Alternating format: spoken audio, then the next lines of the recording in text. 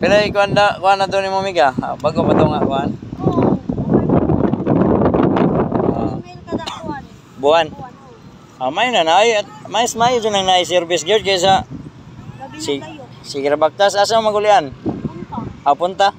Si Baynonong diha ra sa Naga. Di, nga to gyapon sa kuan, bahay sa ako kaipon. Ito man siya nagpuyo.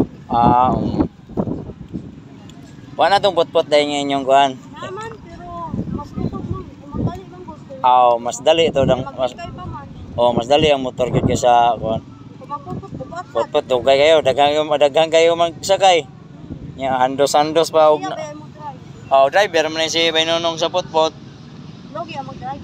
Logi ang mag-drive lagi. Pero mas mayo na, mas banos. Mani guys, ang manabunay diri sa kuhan. Manabunay diri sa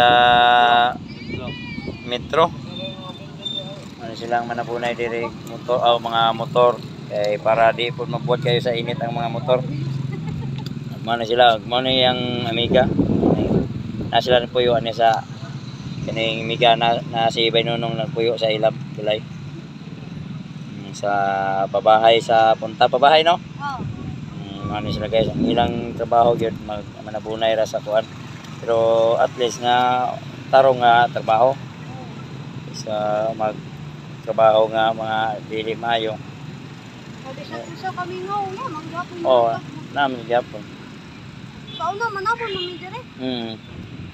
Sa Pikas, kinsa ba dito sa Pikas? Asa sir? Andito Ato sa kuan? Friends. Friends?